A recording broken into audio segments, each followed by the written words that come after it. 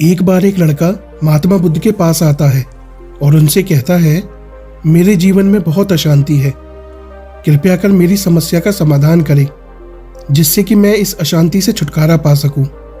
महात्मा बुद्ध उस लड़के से पूछते हैं कि तुम्हारे जीवन में अशांति क्यों है। लड़का जवाब देता है, अधिक विचारों के कारण।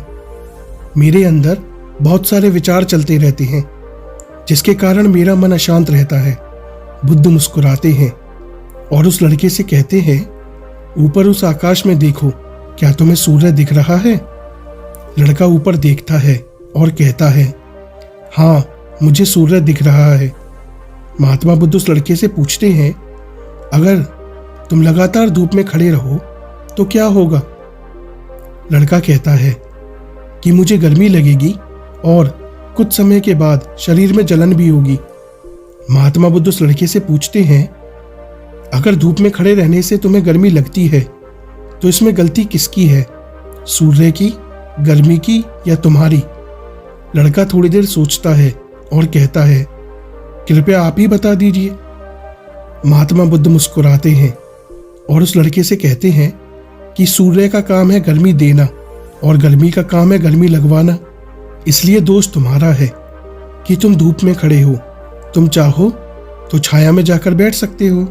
ठीक उसी प्रकार हमारे मन का स्वभाव है विचारों और भावनाओं की खिचड़ी पकाना। विचारों और भावनाओं का काम है तुम्हें दिशा दिखाना। अब उस दिशा पे तुम्हें चलना है या नहीं, ये तो तुम्हारा फैसला है। देखो, ध्यान से समझो, विचार और भावनाएं समस्या नहीं है, बल्कि तुम्हारा उनसे जुड़े रहना समस्या है। मान लो तुम धूप में खड़े हो और तुम चाहते हो कि तुम्हें गर्मी ना लगे। क्या यह संभव है? नहीं।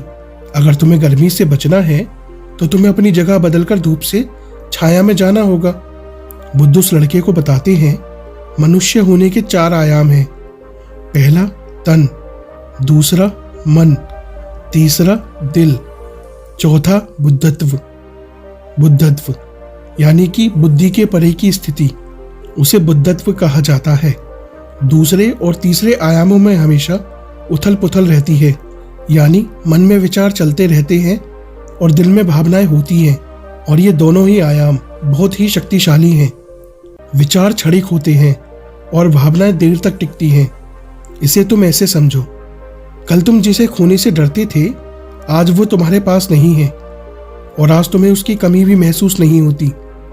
लेकिन कुछ समय पहले तक तुम्हें कमी महसूस होती थी, लेकिन अब नहीं हो रही, क्योंकि भावनाओं को अलग होने में थोड़ा समय लगता है। विचार तुरंत बदल जाते हैं, जैसे अभी तुम कुछ और सोच रहे थे और थोड़ी देर बाद कुछ और सोचने लग जाओगे। इन भावनाओं के कारण ही तुम्हें किसी से प्रेम हो जाता है और वही प्रेम नफरत में बदल जाता है, मित्र ही शत्रु बन जाता है। उसके बाद वह लड़का महात्मा बुद्ध से पूछता है, उपाय क्या है। महात्मा बुद्ध उस लड़के से कहते हैं, उपाय है तन के आयाम पर काम करना, और यह सबसे आसान तरीका है। शरीर के स्तर पर हमारी कर्मेंद्रियां हैं और ज्ञानेंद्रियां हैं। हमारी कर्मेंद्रियां कर्म से जुड़ी हुई हैं और हमारी ज्ञानेंद्रियां ज्ञान से जुड़ी हुई हैं। इनके प्रति हम अपनी संवेदनशीलता को बढ़ा सकते हैं, और इसका मतलब ये है कि हम जो भी कार्य करें उसे आनंद के साथ कर सकते हैं। जैसे अगर आप पानी पी रहे हैं तो पूरी तरह से पानी ही पियो, यानी पानी पीने में अपना 100% दो। ऐसा करने से क्या होगा बुद्ध? उस लड़के ने पूछा। बुद्ध कहते हैं, ऐसा करने से तुम मन और दिल के आयाम से हटकर शरीर के आयाम पर आ जाओगे, और ये बिल्कुल ऐसा है जैसे कि तुम धूप से हटकर छांव में आ गए। मन और हृदय के आयाम पर अपना काम चल रहा है, लेकिन तुम्हारी जागरूकता तन पर आ गई है। जैसे कि सुबह उठो तो सूरज की किरणों को महसूस करो, हवा को महसूस करो, आंखें बंद करके पक्षियों की आवाज सुनो। लगातार तन के आयाम पर काम करने से तुम एक दिन हैरान हो जाओगे। तुम पक्षियों की आवाजें तो कानों से सुन रहे हो, लेकिन तुम्हारा चित्त शांत हो रहा है। तुमने अपने चित्त पर कोई कार्य नहीं किया, लेकिन फिर भी वह शांत हो रहा है। इसीलिए पहला उपाय है, हर कार्य को तन के आयाम पर जागरूकता के साथ करना शुरू कर दो, और दूसरा उपाय है, अपने अंदर की आवाज को सुनना शुरू कर दो। लड़का महात्मा बुद्ध से पूछता है, अपने अंदर की आवाज को कैसे सुने। बुद्ध कहते हैं, किसी शांत जगह पर जाओ, जहां पर कोई शोर ना हो, और अपनी आंखें बंद करो और अपने भीतर की आवाज को सुनने की कोशिश करो। हैरानी की बात यह है कि यह आवाज कभी भी बंद नहीं होती। लड़का पूछता है, तो उस आवाज को मैं अभी और इसी वक्त क्यों नहीं सुन सकता हूँ? बुद्ध कहते हैं, बाहर के शोर के कारण तुम उसे सुन नहीं पा रहे हो। अगर तुम अपने भीतर की आवाज को अभी सुनना चाहते हो, अपने दोनों हाथों से अपने कानों को बंद करो और सुनो। जब तुम इसे सुनोगे तो तुम अपने हृदय और मन से दूर हो जाओगे और तुम्हारा चित्त शांत होने लगेगा।